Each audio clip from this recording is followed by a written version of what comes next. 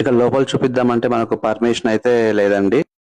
ఇటు right side మనకు నాగమండపం అవుతుంది. ఇక్కడ కూడా మనల్ని ఎలో చేయట్లేరు వీడియో రికార్డ్ చేయడానికి.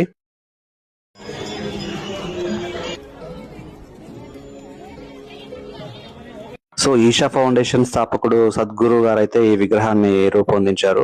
సో దీని ద్వారా శివుని ఆధ్యాత్మికతను కొత్త తరానికి చేరవేయాలనే ఉద్దేశంతో ప్రతిరోజు ఇక్కడికి వేలాది మంది భక్తులు యాత్రికులు వస్తారు. సో కొందరు ధ్యానం చేయడానికి, కొందరు మౌనంగా కూర్చుంటారు, మరికొందరు ఇక్కడ స్పెషల్ గా సన్సెట్ ని చూడడానికి అయితే వస్తారు. ఎందుకంటే ఆ బ్యాక్గ్రౌండ్ కొండల మధ్యలో నుంచి ఆకాశం ఎర్రగా మారి సూర్యుడు కొండల వెనక నుంచి మాయమవుతాడు. ఆ సమయంలో ఈ విగ్రహం చుట్టూ కాంతులతో మెరిసిపోతుంది. సో అది వీక్షించడానికి కూడా ఇక్కడికి ఎక్కువగా భక్తులు వస్తారు.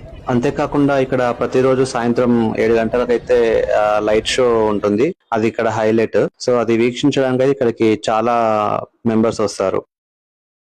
సో ఇక్కడ శివ స్టాచ్యూని ఆదియోగి అని పిలవడానికి మెయిన్ రీజన్ వచ్చేసి మన యోగా శాస్త్రానికి ఆది మూలమైన రూపం శివుని రూపం. సో ఆయనే మన మానవాళికి యోగాని బోధించిన మొదటి గురువు కాబట్టి ఇక్కడ ఆయనని ఆదియోగి అని పిలుస్తారు.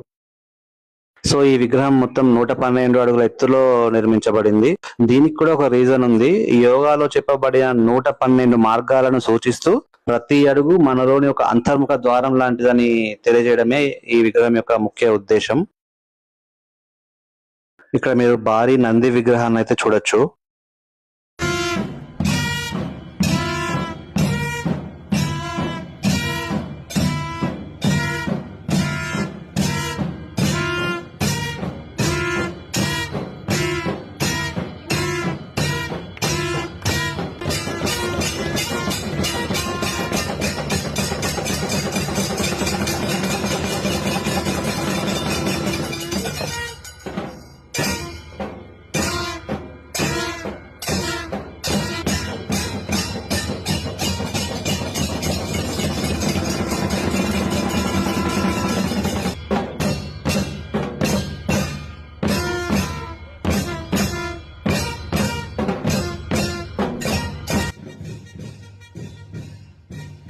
సో ఇక్కడ మనకు విగ్రహం కింద భాగంలో శివాలయం అయితే ఉంది, కానీ దాంట్లోకి మనకు వీడియో అయితే అలౌడ్ లేదు.